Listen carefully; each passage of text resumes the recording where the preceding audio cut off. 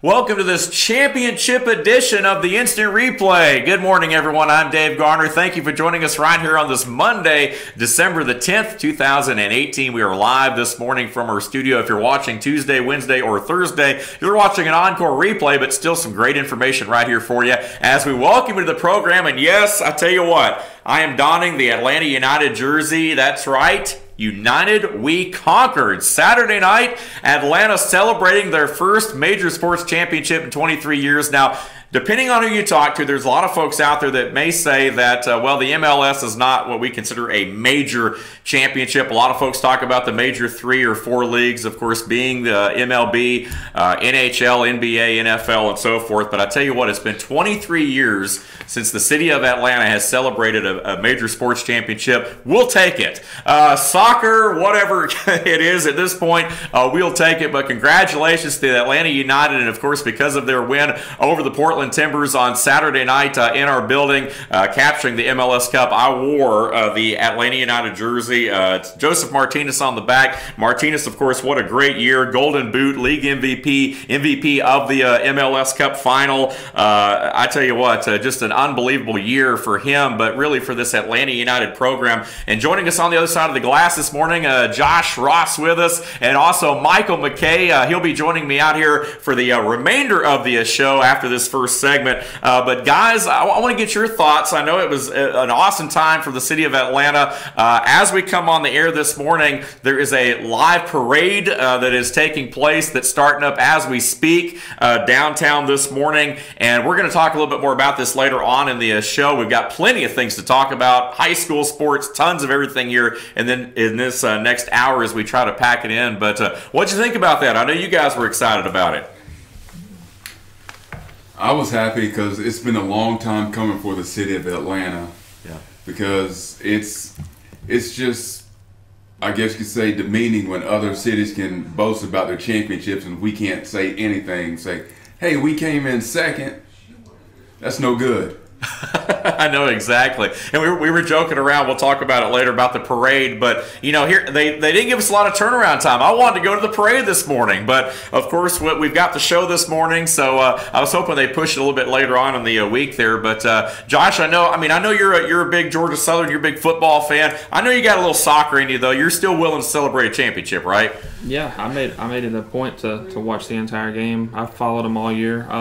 I will say that a couple years ago, the Georgia Swarm did win a championship, right, as a lacrosse team. So yeah, not a major sport, but still, maybe this is going to get the ball rolling for us. Right, hopefully it will. You know, professional soccer has had a presence in Atlanta for many years. I can even remember back, even way before you guys, the Atlanta Chiefs, back as part of the old NASL, I guess, the Tampa Bay Rowdies and all those teams from back in the 80s. And of course, once that kind of folded, then, you know, it was years before the MLS came along. But, you know, who would have known in just our second year here in Atlanta that we'd have a champion in a major league, you know, division, if you will, in a major league sport. So, hey, man, I'm all about it. You know, I think, Josh, you speak to a lot of folks in Atlanta that maybe didn't follow soccer that closely, but because of it being an Atlanta team and being a championship, I think a lot of folks tuned in probably on Saturday night that maybe haven't watched this team very much over the first 2 years.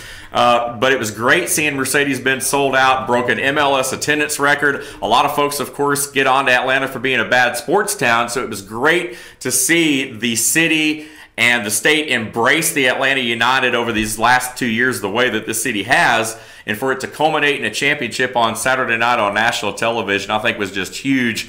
Obviously for Atlanta as much as it was for the Atlanta United and for Arthur Blank, of course, the owner who brought professional soccer back to Atlanta. But just an unbelievable time.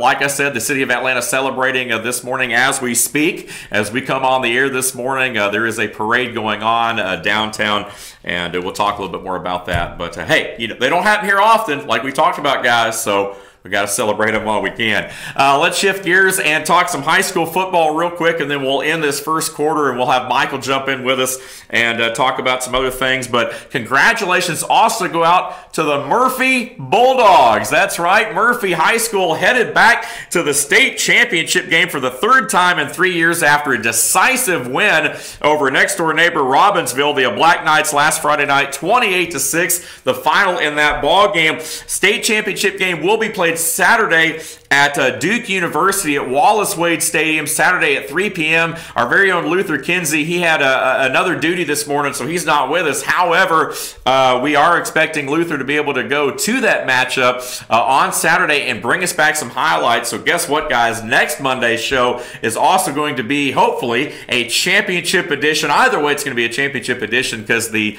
Bulldogs are playing in the final there. But congratulations, though, to Murphy. You know, we had a feeling way back, even in August, as the season got going, that this Murphy Bulldog program would be a team that could definitely be at this point again, and why not? They'd been to the last two. No reason to believe they couldn't get back to this level. But they will be taking on Pamlico, who's a very run-heavy team, averaging 360 yards of rushing per ball game.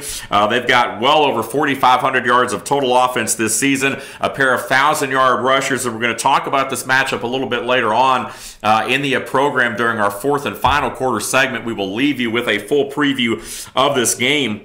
But again, the Hurricanes of Pamlico, wow, have just been awesome this year. So it's definitely going to be a tough task for the Murphy Bulldogs. Murphy has over 1,000 yards passing, almost 4,000 yards rushing on the ground. We know that Murphy is also a very run-heavy team. So you have two programs that like to run the football. That's one of the reasons why they've been so successful this year. That's one of the reasons why both of these teams are in the state championship, and they will square off on Saturday at Duke University at Wallace Wade Stadium. Going to be a lot of fun, and man, I just can't wait for it. Our very own Luther Kinsey, as we said, will be there, and looking forward to seeing that. Now, the GHSA State Football Championships are going to take place tomorrow and Wednesday. Now, if you're watching this, of course, on Monday, tomorrow being Tuesday. So Tuesday and Wednesday of this week, the 11th and 12th, the GHSA State Football Championships. The reason for the Tuesday-Wednesday time slot, the Atlanta United, of course, for them hosting the MLS Cup on Saturday, kind of threw the GHSA schedule out of whack. They had, of course, to move the high school football state championships to, I thought they would do it originally maybe this coming weekend, but instead of putting another week in between those games, they decided to play them on a midweek schedule. So that'll definitely take the school schedules and throw them out of whack a little bit for our student athletes. But again, Tuesday and Wednesday, due to the Atlanta United game at the Benz, single A, private and public will be playing. 2A, Heard County at Rockmart. 3A, Cedar Grove and Peach County. That's going to be a good game. Peach County, of course, upsetting Calhoun last weekend. Blessed Trinity and Cartersville. This is my game of the week right here, if you will. I want to see those two go at it. Blessed Trinity knocked out Cartersville in round two. Upsetting Trevor Lawrence, then Trevor Lawrence in round two. Blessed Trinity would go on to win the state championship. Well, now those two are meeting up in the final this year. Should be a lot of fun. Bainbridge and Warner Robins in 5A. Northside Warner Robins in Lee County in 6A. That's going to be a heck of a ball game. What a time for the folks in Warner Robins to have two of their powerhouse teams in Houston County in the state championship games. Warner Robins High School, the Devils, and Northside. Warner Robins going at it in 6A, and the 7A state championship will pit Milton against Colquitt. Milton again out of Alpharetta taking on Rush Probst, Colquitt County Packers, again out of Moultrie, and they've been there, of course, several times. They've been a mainstay in the playoffs and state finals now for several years, and so that'll be a good game in 7A. Michael, you were a student athlete. Starting quarterback, as we introduced you last week right here on the program at Gardner Webb. We're going to bring you out here in segment 2, but your thoughts on these state championship games. I know you're down in that Atlanta area a lot. You've probably seen a lot of these teams, or at least are familiar with some of the programs. Are there any of these games that stick out to you as being the game over the next 2 days for high school football? I feel similar to you, Dave. The game is going to be Blessed Trinity versus Cartersville. Because back in 2013, I was a part of the Blessed Trinity coaching staff. And I know the diligent work the Titans put in to conquer their opponents. But also, like you mentioned, Trevor Lawrence, Cartersville being his home, from what I understand is he was even more a deadly weapon in high school as he is in college, because he was a man amongst boys in high school. Right. That kid, he can really spin that pill. And, you know, we're going to talk a little bit more about Trevor, too, coming up later on as we talk about the Heisman race because, again, Trevor Lawrence is a true freshman, obviously at Clemson. We know all the things that he's done. He'll be taking part, of course, in this year's college football playoffs. We're going to talk about that later on in the show. You saw the 4A bracket right there. Josh, I don't know if you got any other brackets you want to throw up, but we can definitely do that if you do. Anything you want to throw up. But that Blessed Trinity Cartersville game is going to be something else. Looking forward to that. Obviously, there's a big interest in our local area in 4A, simply because a lot of the teams that we cover play in 4A. We also have some 3A teams as well. Peach County and Cedar Grove going at it in that bracket. I've had the opportunity this year to cover a lot of football in Cherokee County in the 6 and 7A bracket, so I've seen a lot of those teams and covered them a little bit. Of course, there you get a look at the 3A bracket, which is going to be a lot of fun. And man, it's a great time of year to be a fan of football at all levels, but especially high school. And we know that right here in Georgia, we have some of the best talent in the country. In fact, a couple years ago, we had more 5A recruits than any other state in the nation. And so a lot of talent, as we know, comes out of Georgia. You look at Clemson, you look at South Carolina, you look at some of the nearby border states and even beyond. There are a lot of Georgia players on those rosters. So again, this is a heavily recruited state. A lot of eyes, of course, will be on the state of Georgia, especially with these games being Tuesday, Wednesday, middle of the week. A lot of folks are going to be here watching those games, and of course, we're excited to have them as well. And that we'll circle back around later in the show and talk a little bit more about state championship football. But once again, the Murphy Bulldogs Saturday going at it in the state championship game. We're going to talk more about that one and plenty of other things to come right here on this week's program. Again, FYNTV.com is our medium, and we appreciate you guys being with us. If you have any comments or thoughts, please give us a call, 706-889-9700. You can always email us with any information you have at teamfynsports@fetchernews.com. And there you get a look at all of our social mediums that we are very active on. Follow us on Twitter, Facebook, and Instagram at Team FYN Sports, and also subscribe to our YouTube channel. Again, we have a lot of stuff going on there. You can always, of course, jump onto our website, but check us out. All of those mediums we are alive and well and very active on for the latest in local sports in our North Central Georgia area, and we're glad that you've joined us here on this Monday morning. School out in a lot of areas locally. I know Pickens County out of school today. Gilmer working on a delayed start time. They're getting going this morning as we speak. So again, school schedules with the weather the way it has in higher elevations, a lot of folks still without power. So again, we do appreciate you guys tuning into us. We hope that those without power have been restored. And our thoughts and prayers again to folks who have been trapped. A lot of downed trees over the weekend, storms, a lot of wind, things like that. So again, let us know if we can help you. We appreciate you guys tuning into us. We'll go ahead and take a time out. When we return, Michael McKay in studio with us as we continue on with this week's Instant Replay. Stay with us.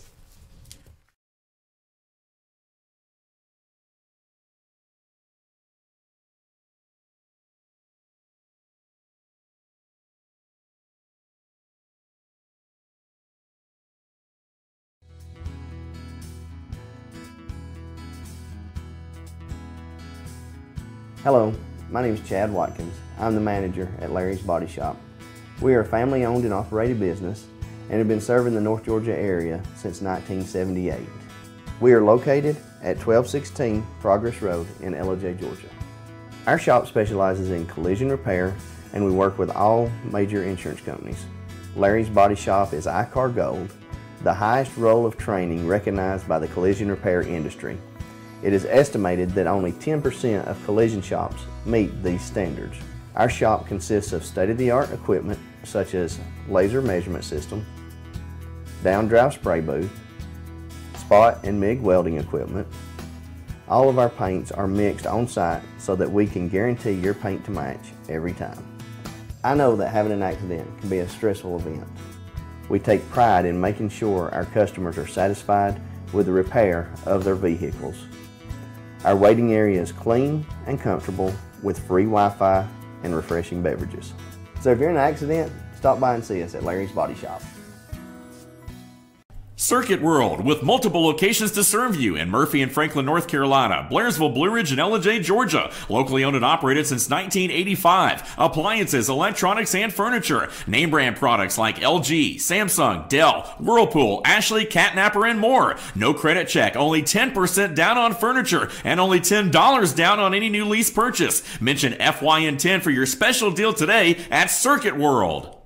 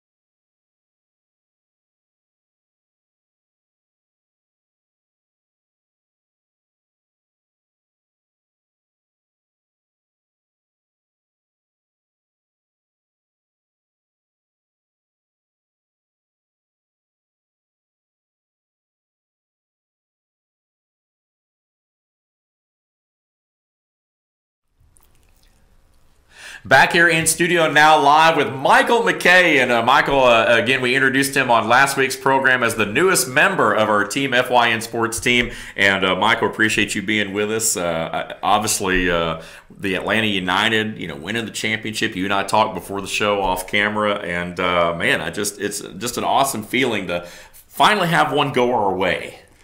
Well, Dave, you had mentioned how we haven't won a championship in 23 years, but a championship that us people in Atlanta, we forget about is, let's go all the way back to 1993.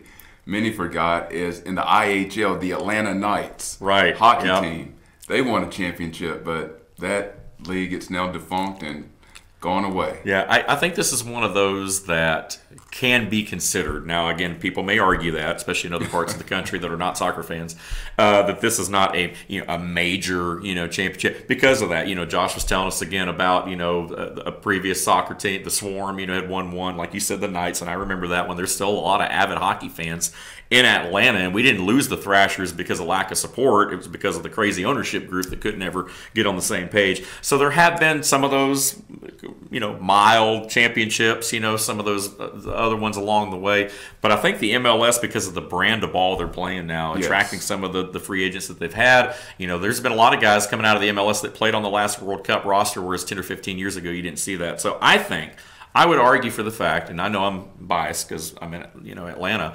I would argue that the MLS, if you had the top five, if you had the big five leagues, the MLS would be obviously one of those leagues. So hey, as we'll say in Atlanta, we'll take it. Dave, still a championship. You know what this buzz really feels like? Do you remember the buzz that we got back when the 1994 World Cup came to the United States? Yeah. People and kids and adults alike are just fired up about soccer again in Atlanta. Yeah, it's great. They really are. They really are. And like we said, professional soccer has existed in Atlanta before, but not to this level, not on this scale. So definitely to the next level. Speaking of taking it to the next level, what a great segue right into our second quarter segment of the program here today. We do have a Taking It to the Next Level segment, and we want to congratulate Pickens County high school senior Tori Williams, who is indeed headed to the next level. She made her college intentions known over the weekend, tweeting out that she will continue her athletic and academic career at Reinhardt University just down the road in Waleska, where Tori will join the college basketball team there. And congratulations to Tori, one of those outstanding seniors in our local area. We've got several student athletes that I'm sure will follow in Tori's footsteps over the coming weeks and months as they make their official intentions known. But congratulations to Tori, who's been just by far a team leader for the Dragonettes, has been a big part of their recent success over the last couple of years under Coach Brandon Thomas. Team FYN Sports will have more information on this signing as the date is announced. Of course, we're planning on being there, but congratulations to Tori. I've gotten to know her a little bit. Her mom, Deborah, her father is always very vocal at the ball games. He's fun to be around. They're a lot of fun. They're a great family. And congratulations to Tori. And I know that you're one of those guys that made the jump from high school to college. You know, talk about that transition from going high school to college. How big of a jump is that? Well, one thing, it is a huge jump and obviously a life-changing ordeal. But the one thing I can say about Tori is that she has the emotional and parental support behind her, right, to get her to go to the next level. And a key thing that many student athletes forget is that you are a student athlete, student being first, athlete being second. Right. Because your athletic career takes up a bunch of hours throughout your day and your week, and you got to remember to put that academic cap on and take care of your grades. You're there to get a diploma, not to get a contract. Right, exactly, and that's a good point, no doubt. And it's almost like having a full-time job playing athletics in college, even at any level. D1, D2, NAIA, regardless of the division, it is definitely a job, basically. Yes. But I have no doubt that Tori will be able to adjust. She's a great student, great athlete, and we look forward to seeing her at the next level. Congratulations to Tori. Speaking of, let's talk about some high school basketball. What a start this year. And basically what we're going to do, as Luther had talked about last week, we're going to begin kind of taking a look at some of our teams, one or two at a time over the coming weeks as we kind of work our way into the season. And we'll do that just periodically. And this week we're going to take a look at a couple of different programs and schools. Let's start with Lumpkin County. What a start to the season for the Lumpkin County Lady Indians as they entered the week 9-0. Coach David Dowse and his team working hard, and they have done that in practice, and it's carried over into the ball games. The Lady Indians have beat some really strong opponents, too, in the early part of the season. It has not been a soft schedule by any means. East Hall, White County, Milton, 7A. Again, you look at some of these programs, 5 seniors taking the court, a lot of experience, a lot of leadership right there. Seems like a recipe for success when you have that kind of upper-class leadership. Well, that's a big key in any athletics, is to have senior leadership. You need someone to step up as I guess you could say, a dominant type leader, and the rest of the teammates, they will follow with their actions and their thoughts and intentions. Absolutely. Raven Chester, Clara White, Ansley Gilreath, Mackenzie Poley, and Ashlyn Wistowski. Again, keeping up the great work there for the Lumpkin County Lady Indians, who are definitely a team to talk about. A lot of buzz going on with our Dawson County teams, but this Lumpkin girls team at 9-0, man, I tell you what, they're going to be something to contend with. Now the boys, on the flip side, have not been as successful out of the gate, just 2-7. But veteran coach Jeff Steele going to have the Indians playing when it counts. I have no doubt. He was at Johnson High over in Gainesville prior to taking over the reins at Lumpkin, where he's built a winning program. So again, a little bit of a slow start there, but those guys are going. How about Pickens County? Let's go a little bit further south. The Dragons and the Nets. The girls, we just got through talking about Tori Williams. Of course, her college intentions now made public. Mackenzie Weaver, Friday night on the road at Lafayette, grabbing her 1,000th career point and doing it as a junior. Again, she still has another year, but she had 34 points on the night, and did that the other night as well, going up against Ridgeland. So again, she only needed a dozen points coming in on Friday night. A lot of folks, and talking to her family, and I've gotten to know her family pretty well, they were kind of sort of hoping that maybe she would do it this coming Tuesday night against Gilmer at home. That game going to be televised locally. They were hoping that maybe it would happen then. So, there'd be, but they are going to, but Mackenzie couldn't wait. She's not that kind of player that's going to, fake an injury to sit out. She went into that game Friday night, blazing. And so lo and behold, she went ahead and captured it. However, in front of the home crowd on Tuesday night, they will be recognizing Mackenzie for her efforts there as she now adds to that 1,000-point total. But how much does that say about a player being able to grab their 1,000th career point in their junior season? There's not a lot of players that do that. I mean, that just shows me that she's an offensive juggernaut, kind of, and she's just an unstoppable force. But the good thing is that she incorporates her teammates into the game as well to, produce winning records. So yep, and they're off to a good start. The Dragonettes, again, with that winning record and taking on a very good Gilmer team on Tuesday night, who's just once beaten on the year. Gilmer, of course, we're going to talk about in just a second. The Dragon boys, they took a tough loss to Lafayette on Friday night. The Ramblers putting up 99 in that ball game. Lafayette, one of the upper echelon teams, obviously, in Region 6 4A, showing that out. But, again, again, first-year head coach Mike Duffy has these guys playing well. They're competitive. I know they've only won a ball game or two in the early part of the season, but I got a feeling this is a Dragon team that can certainly turn things around. It's just been tough going to get out of the gate against a pretty good basketball region, but those guys will be there. Now, speaking of Gilmer, our final team as we wrap up our kind of our basketball look, the Lady Cats and the Bobcat boys both 8-1. Now, we talked about coming into the season, a lot of buzz around these teams surrounding them as far as how good they were going to be. Neither one of these teams have disappointed, especially on the girls' side where a lot of folks felt like they would be good. Coach Susan Nunn has her girls playing well. They, of course, beat Heritage, and then their only loss actually was to Heritage. They're coming off a win Friday night. They defeated Ridgeland, and Mary Lee Callahan, Mallory Kaiser, they have been great so far. All three Callahan sisters have been seeing, of course, significant playing time as expected, and they have their eyes on that 5-15 rivalry game Tuesday night against Pickens. It's going to be a fun one. And then meanwhile, the boys team, they are awesome. This one might have been a little bit of a surprise. They're also off to a great start, just once beaten. Again, 8-1. Southeast Whitfield was their only loss, and that was a 5-point game, 59-54. Kel Weaver, David Smith, Trip Pierce, all those guys really stepping up as the scorers. They have basically had a lead in every game. So, again, they're going to travel to Pickens on Tuesday night as well. They won the first meeting, both Gilmer girls and boys, over the Pickens boys and girls in the tip-off tournament. Now starts the kind of the region regular season games, the games that count. Should be a great rivalry game. Always fun when you have a rivalry game. Always. And the good thing is you can tell that the coaches are really implementing their system into the players. Right.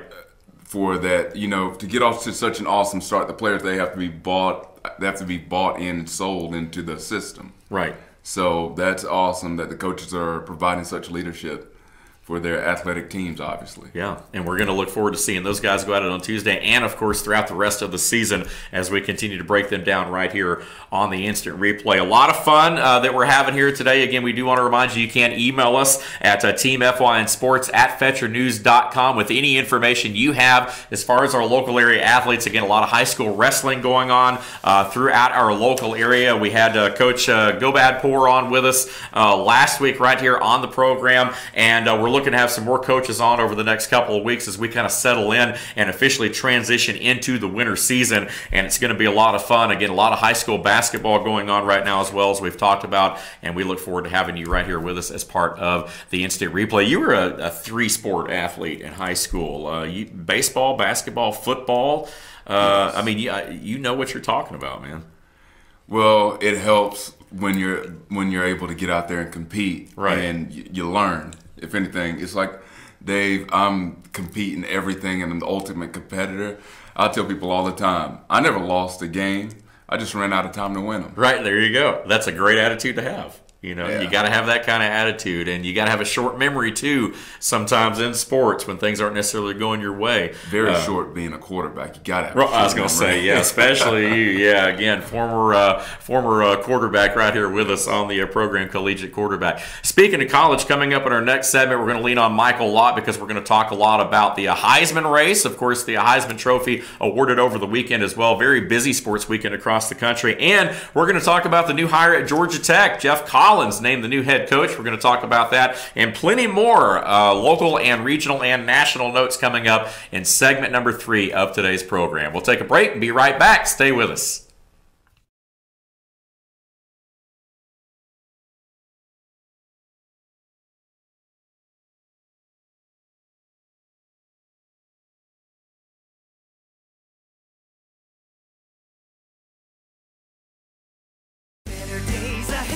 The leaves aren't the only thing falling in Jasper. The prices are falling too at Days Chevrolet. Now during the model year end clearance, get huge savings up to $14,000 off Chevy Silverado Crew Cab and save up to $7,000 off new Chevy Cruze. The prices are falling on every 2018 Chevy in stock during the model year end clearance. Going on now at Days Chevrolet in Jasper, where new Chevys always cost less. Better days ahead, Days Chevrolet. Find new roads. At Ingalls, we have a very special family. A family of farmers, ranchers, and dairymen. Clerks, butchers, and bakers. Deli workers, pharmacists, and florists. We work hard every day to bring you the very best. And we'll continue to wake up every morning and work as hard as you do. This is our town, and we built this community together. Ingalls, your neighbor for over 50 years.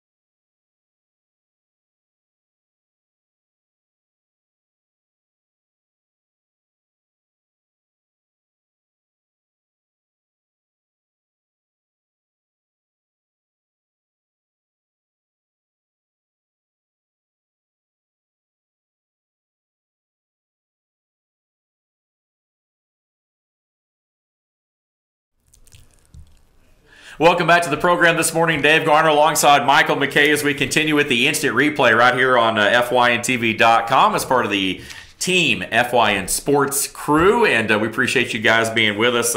We're going to jump into some regional stuff and then circle back around in our fourth and final quarter segment as we talk about some high school football and preview that big Murphy State Championship game coming up this Saturday. We were talking, though, before we jump into the college stuff, the Swarm, by the way, was not a soccer. That was our lacrosse, Atlanta's lacrosse team that, of course, won the championship there. So, again, we haven't been necessarily absent from championships here in Atlanta as a whole over the last several years, but we're also adding a football team, the AAF, the American Alliance of Football, with Atlanta being home to one of their teams, the Atlanta Legends, which will start play in February, opposite, of course, the NFL schedule. February 9th on your birthday, from what I understand. So it'll be interesting to see how that turns out. Michael Vick is the offensive coordinator. Yes, I'm thinking that the Atlanta Legends, they're going to be a wide open offense, and it'll be a new league, and it'll be a lot of scoring. And it's also supposed to have former players like defensive end Simeon Rice. Right, yeah. Guys like that buying into the league. So I'm excited to see what kind of brand of football this is going to show. I think it'll be a good brand of ball. I think the game itself will be good. I think that obviously when you look at historically over the years and some of the failed ventures of other football leagues around the world, not even here in the country, I think if one has a chance, I think the AAF, simply because of what you just said, the fact that there's so many former players and coaches, like, for example, Brad Childress, who was an NFL head coach, Minnesota Vikings and so forth, is going to be the head coach of the Legends team. Right. And so I think you have enough buy-in from the NFL supporting cast, if you will, to maybe make this league work, at least if not become a developmental league for the NFL. You have the XFL also starting back again as well, which was, Vince McMahon of the now of WWE. It was the WWF back the first time around. Those cities announced as well. Atlanta, of course, not one of those cities. They're going for a lot of the major markets that already have NFL teams. Don't know how that's going to work. I like the model of the AAF going to some of the cities that don't necessarily have NFL teams, including Atlanta right now. If you want to go there, I don't. Right now I don't feel like we have an NFL team the way they've been playing. That was a knock. Anyway, that was a knock on the Falcons, but we won't even go there. But I definitely think the league maybe has staying power, so we'll wait and see about that. Let's talk about college football. Jeff Collins, hired as the new Georgia Tech head football coach from Temple, where he spent the last 2 years, but he has a lot of pedigree, a former Georgia Tech coach himself, been with the program. He's a Tech guy. He's very familiar with this part of the state as far as recruiting goes. He was a personnel director under Saban in Alabama, so he has that pedigree. He was a defensive coordinator at Mississippi State and Florida prior to going to become the head coach at Temple, where he turned around the Owls in 2 seasons. What do you think of this hire? I think it's a good hire, and for the fact that I think Georgia Tech fans and alumni would like to see coach bring in an SEC-type football brand to Tech, a more physical brand. I mean, because that's what Nick Saban, he has at Alabama. Right. And they hope that his pedigree rubs off on coach, and hopefully Tech can produce some winning football again. Right. He was a grad assistant at Tech, 99 to 2001. He's a native of Conyers. He played high school ball at Rockdale County High School. So he's an Atlanta guy. He's a Tech guy. And I think that's what they were looking for. There was a lot of talk about Ken Wisenhunt possibly being named the next coach because of his ties to Georgia Tech. But I think that anybody that would have taken that job from the NFL, it would have definitely been a tough transition regardless. Collins is a guy that's kind of quietly made his way through the ranks as a respected coach. Folks at Temple were sad to see him go. He had good rapport with the school that he's leaving, which we haven't always seen from guys that have come to Tech. So he's done some impressive work. Taking over the reins of the Mississippi State defense in 2011, which was very dominant, although it was Georgia Tech who, of course, beat them in the Orange Bowl, I believe, that year. Go figure. Yeah, so, and maybe he laid down a little bit for his former team to be able to win that game. I don't know. But Collins is definitely a guy familiar with Georgia Tech, and so it'll be interesting to see. Only time will tell as far as, what happens there. But he's done some good things. So, hopefully for Tech fans, I know for our very own Luther Kinsey, who's a Tech fan, I'm sure that he hopes that Collins will produce. So, well, they're hoping that they can bring back the aura that Bobby Ross had back in the early 90s with Tech. But yeah. Only time will tell. You've had George O'Leary, you've had some different Shan Gailey, you've had some guys that had maybe a good season or two and then kind of fell off a little bit.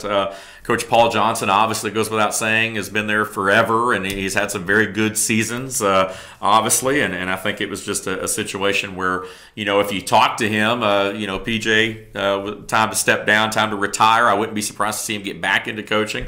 But regardless, Jeff Collins replaces him now as the head coach. Speaking of, did you see the Army-Navy game over the weekend? Very competitive game. I love the Army-Navy game every year. It's not always a game that decides anything. In fact, I think, was it a year or two ago? When bragging rights. Right, yeah, it is. But it really is like, to me, it's almost like the purity of college football playing out, and that you have two teams that are just, they're lining up in a wing tee or a wishbone and just hammering away at each other in front of a huge crowd in a game that, doesn't necessarily mean a lot as far as the rankings go, but it's just one of those traditional college football games. Which, speaking of tradition, is also, you don't have a lot of, I guess you could say, flamboyant type players out on the field. And they're not preparing to get ready to go to the next level, the NFL or the CFL or something like that. They're playing for the purity of the game and the competition, which is great. Yeah, they're getting ready to enlist and serve for a couple of years before they move on. And there have been a few guys, obviously, in the military academies that have moved on. And years ago, obviously, you had a lot of them. These are very strong programs.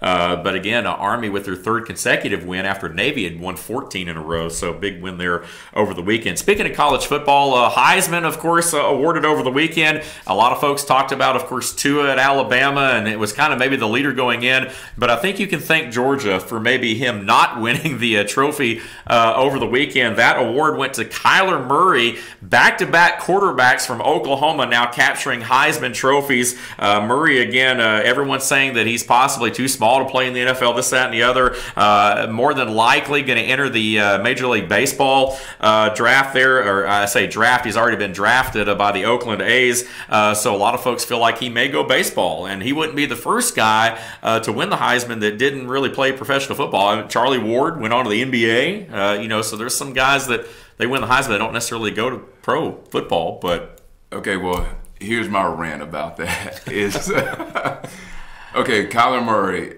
he's a second baseman, which is he's a second baseman drafted by the Oakland A's already. Yeah. Which shows you that he is a heck of an athlete. I mean, to play second base at any level, you have to be a heck of an athlete and very coordinated. Right. And also they're saying that maybe he's too small to play in the NFL. 2 words, Drew Brees. I mean, he's got a Hall of Fame career already, and Brees, he stands 5'10" on a good day. Right, yeah. And Fran Tarkenton, he stands 5'10" as well, and all you Georgia people know about exactly. Scrambling Fran.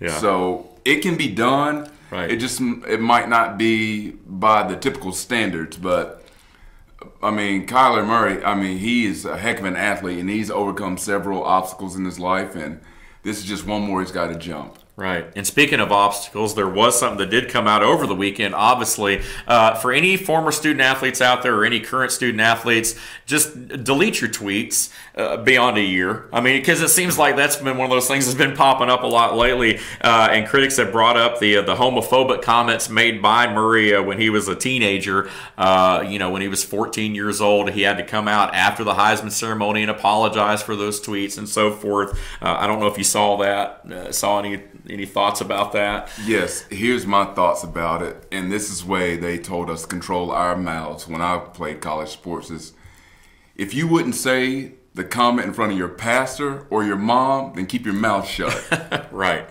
Yeah. So probably a good thing to live by. Social media no longer it's not a private thing that people don't see. I mean, there are people out there that are going back and trying to dig this stuff up. We've seen a lot with professional athletes lately, professional baseball players, guys that are in their 30s now, but they said something back when they were 17. They never deleted it off of their social media or what have you. It's just one of those things that can come back to haunt you. So in society, they don't consider how mentally and emotionally immature you are at the time when you make those comments. Exactly. They just say, okay, you said it, you're responsible. That's it.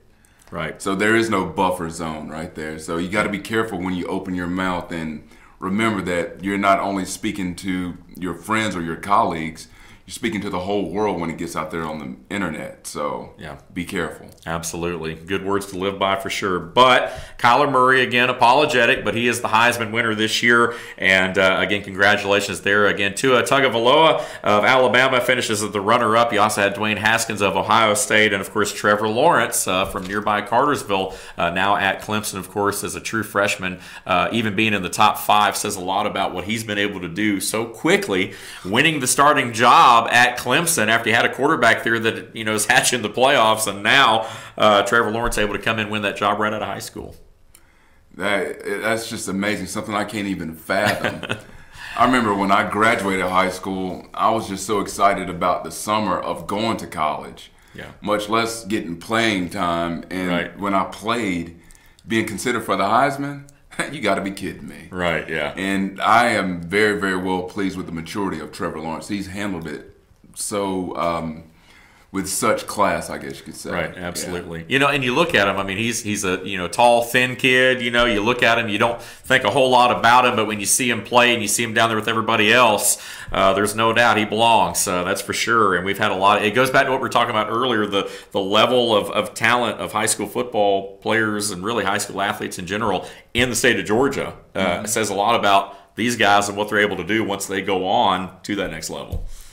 Georgia, they're always in the top 5 of most heavily states recruited, along with Florida, Texas, California, Ohio, and Pennsylvania. Not that I studied that or anything. It's off the top of my head, but yeah. But, and those states traditionally have good football. You talk about Texas. I mean, I've been out in Texas. I've seen some of their high school football stadiums. They rival college stadiums. I mean, it's just ridiculous how much money now goes into a lot of these programs and booster clubs. But even here in the state of Georgia, we see that it's become big business. I mean, it really has, even at the high school level. Very much so. Yeah, so a lot of fun there. So again, Heisman talk, college football talk as we inch closer and closer to the national playoffs and the bowl season about to crank up as well. We'll talk about that in some of our coming episodes and editions right here on the Instant Replay. We're going to go ahead and take our final time out. When we return, we're going to circle back around and talk some high school football, the GHSA state championships cranking up over the next couple days, and of course, our very own Murphy Bulldogs playing for the title for the 3rd straight year. We're going to break that game down for you. That and more straight ahead on this week's edition of the Instant Replay. Go Dogs.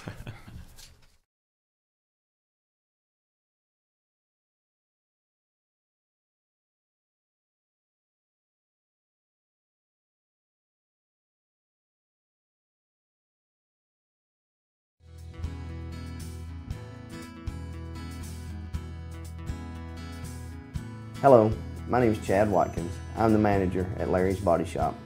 We are a family-owned and operated business and have been serving the North Georgia area since 1978. We are located at 1216 Progress Road in LOJ, Georgia. Our shop specializes in collision repair and we work with all major insurance companies. Larry's Body Shop is ICAR Gold, the highest role of training recognized by the collision repair industry. It is estimated that only 10% of collision shops meet these standards. Our shop consists of state-of-the-art equipment such as laser measurement system, down-drive spray booth, spot and MIG welding equipment. All of our paints are mixed on site so that we can guarantee your paint to match every time. I know that having an accident can be a stressful event. We take pride in making sure our customers are satisfied with the repair of their vehicles. Our waiting area is clean and comfortable with free Wi-Fi and refreshing beverages. So if you're in an accident, stop by and see us at Larry's Body Shop. Circuit World, with multiple locations to serve you in Murphy and Franklin, North Carolina, Blairsville, Blue Ridge, and Ellen, Georgia. Locally owned and operated since 1985. Appliances, electronics, and furniture. Name brand products like LG, Samsung, Dell, Whirlpool, Ashley, Catnapper, and more. No credit check, only 10% down on furniture, and only $10 down on any new lease purchase. Mention FYN 10 for your special deal today at Circuit World.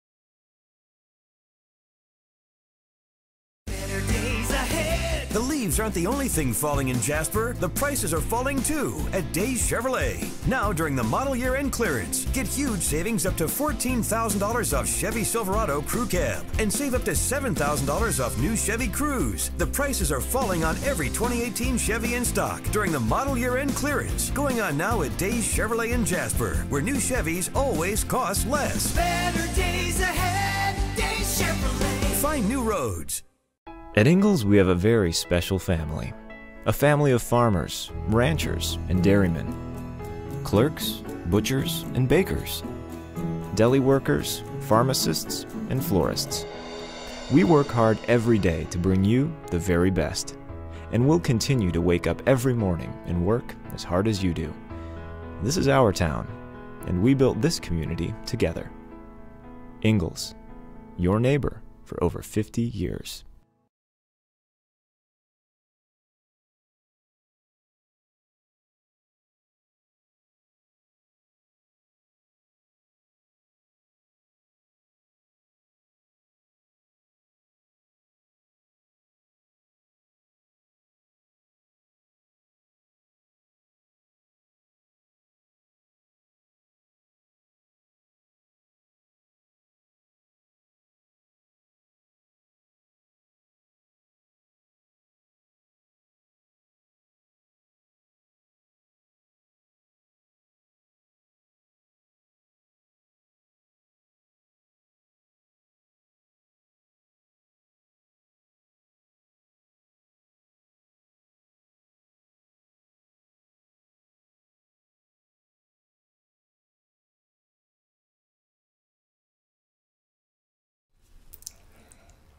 Welcome back to this week's edition of the Instant Replay. A lot of fun here in between the break. BKP's in the studio giving me a hard time about wearing a soccer jersey. So, you know, that it is what it is. But, you know, I expect him any day to wear that Yankees jersey in here on the air and give us a hard time. But like we said earlier, it's one of those things where if you're an Atlanta fan, you'll take it. You take a championship any way you can get it. This has been a championship-starved city for a long time, yes, especially as the major sports go. So, hey, we're having a lot of fun this morning. Hope you guys are too. I mean, if you wore that jersey every, 23 years, then... Yeah.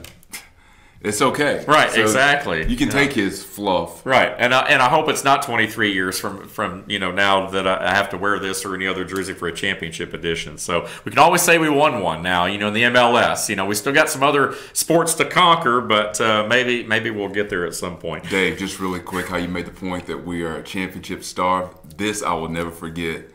The 1991 World Series, the Braves lost in 7 games to the Minnesota Twins. Never forget. But for losing the World Series, this city actually threw a parade for the Braves. Right, yeah. I'm like, how? Why?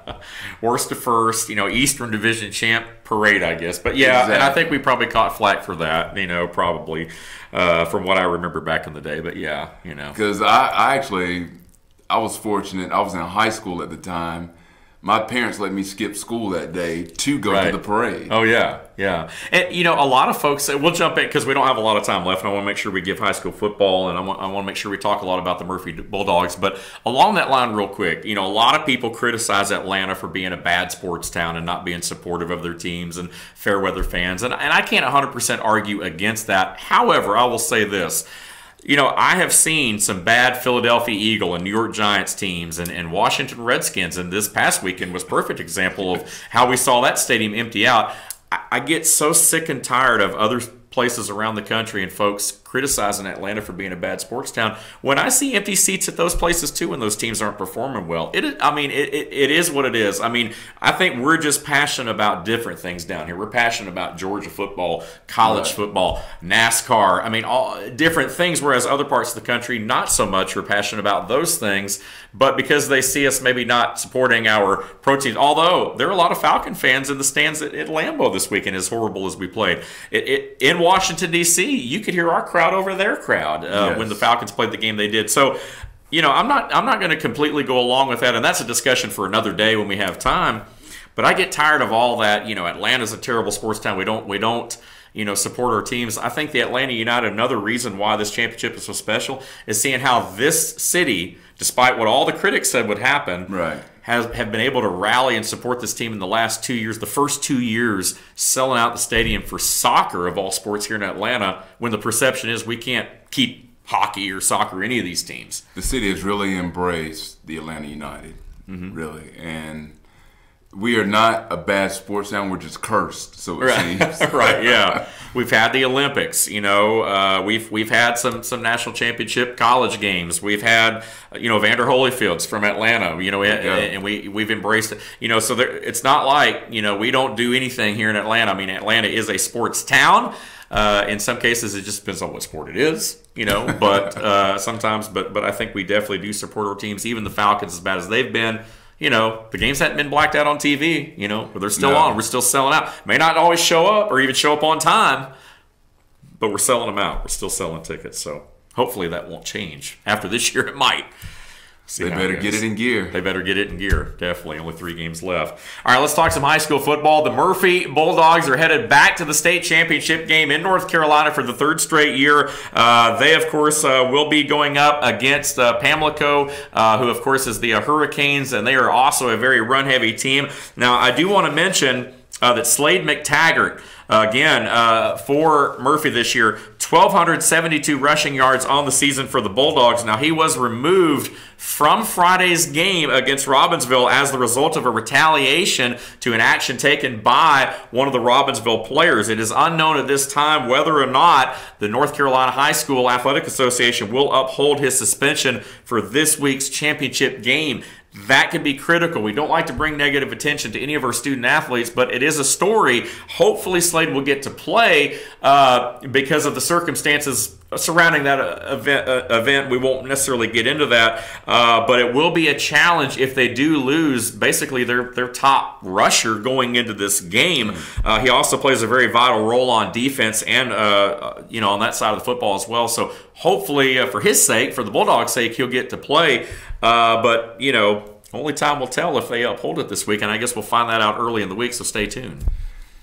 I hope the young man gets to play because this will be such an important game, not only for the school, but in his life. This will leave a definite marking point in his life. And also it'll definitely be a teaching point for him to learn to keep his cool better and not to be so aggressive towards other players and let your anger get out. And you got to have controlled aggression. Sure. And regardless of whether it's deserved or not, again, we'll let that debate roll on. But regardless, in a state championship game, especially a game of this magnitude, you want to have your best players out there against their best. You don't want to see anybody be out because of an injury or suspension or anything like that. So as Michael said, hopefully for Murphy's sake, McTaggart will be able to play regardless of the game will happen with or without, and it will be Murphy teeing it up 3 p.m. on Saturday at Wallace Wade Stadium. That's at Duke University, where they will play the state championship game. And how big of an opportunity is it for these high school guys to be able to play in a college venue? I know Wallace Wade Stadium is not the biggest D1 stadium in the country, but it's still a pretty decent sized stadium. But for these guys to be able to play a game like that at a facility like that, it's got to be a special experience. Well, Dave, I'll be honest with you, as a former high school football player, you dream of playing in the state championship game back in January. Right. As soon as the year starts, it's a new year to come, and you start thinking about, the accomplishments you'd like to achieve. Right. For as a team. So this is going to be a huge deal. And I just pray that, both teams give their best God-given efforts, because you got to leave it on the field. You don't want to be the old man. The older you get, the greater you were telling the stories. Right. That's true. So, and these guys are going to remember this moment for the rest of their lives. And Exactly. if you're Murphy, if you're a senior on this team, you're playing, possibly for 3 championships, if you will, or definitely in your 3rd championship game. So, again, our hopes and congratulations certainly go out already for what the Murphy Bulldogs have accomplished. But definitely good luck, Coach David Gentry, of course, just a few wins away now from being the winningest coach all time in North Carolina history. And again, it's just been remarkable to see what he's been able to put together over the 35, close to 40 plus years that he's been a coach, and what he's been able to do for this Murphy program. But what these players have bought into, it's going to be fun to watch these guys go at it on Saturday. And our very own Team FYN Sports Luther Kinsey planning on being at the game on Saturday. So that means next Monday, right here on the program, we will have extensive coverage of this state championship game for you. We hope that you'll join us as the Murphy Bulldogs take on Pamlico again in the state championship game. The Hurricanes, as we talked about, in the state championship game as the opponent for the Murphy Bulldogs. And it should be a lot of fun. Let's take a look. GHSA games as well on Tuesday and Wednesday of this week, and I want to get your thoughts too, Michael. Let's go ahead and pop up a bracket or two. We'll just kind of roll through the brackets as we're talking right here. We talked about it earlier in the show about who all is playing over the next 2 days as we talk about Georgia high school football. There you get a look, of course, at the Class A public school bracket going on Saturday, and that's Irwin County at Clinch County. Private, of course, you have Athens Academy at Eagles Landing, and we'll just run through these right here, Michael. But obviously, a lot of eyes are going to be on the state of Georgia, as we talked about, because the amount of recruiting that takes place in this state. There are a lot of guys, as we take a look at some of the smaller classifications. There's your 2A game, Heard County and Rockmart, the Yellow Jackets, making it to the state championship game. A lot of guys, as we know, come out of some of these smaller schools as well in Georgia. They really, like a lot of your big college players that do come out of your smaller schools in Georgia, because they seem to be a little bit more hungry, because their programs don't get as much attention as your 7A schools or your 6A schools. So they're a little bit hungry, and they have a little bit more tenacity when they're playing. So Right. Yep. AAA. There you see it. Cedar Grove and Peach County, as we've talked about. Peach County, of course, beating Calhoun, knocking them out of in the semifinals, and that was obviously huge because Calhoun's been there so many years. Peach County, of course, the team that they were playing in the state championship game with a little bit of controversy, I believe, a year or so ago. So again, that was a big ball game right there. Cedar Grove on the other side of that bracket. There you're going to look at 4A, as we talked about earlier, and you were a part, as you said earlier, of the coaching staff at Blessed Trinity a couple of years ago. This is going to be a game I think a lot of folks around the state and even around the country from a recruiting standpoint will have their eyes on.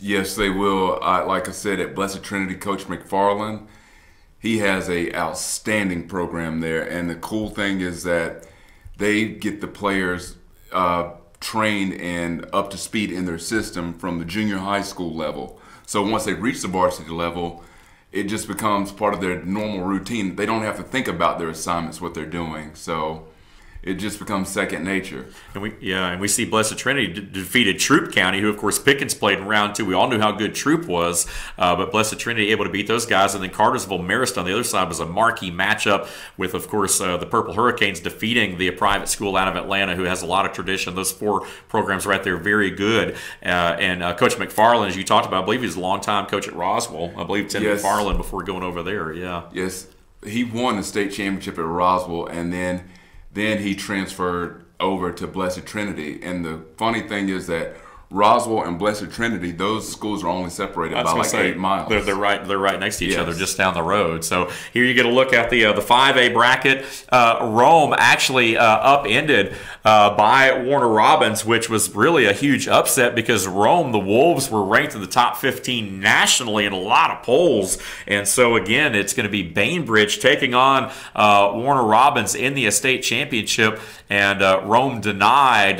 They hadn't lost a game in, a few years, I guess. So that was kind of a shakeup there in the 5A bracket. In the 6A bracket, the other school there, there's several in Houston County and Warner Robins area, but the 2 traditional teams, Warner Robins and, of course, Northside Warner Robins. Northside, of course, now in the 6A bracket, they will be taking on Lee County, who's really been the outright #1 team basically all year long. Lee County, of course, beating Lanier, which is, of course, a big up-and-coming program, obviously making it that far. But Lee County taking on Northside, who, of course, beat Sequoia in the quarterfinals. Of course, they beat Tequila in the semifinals there.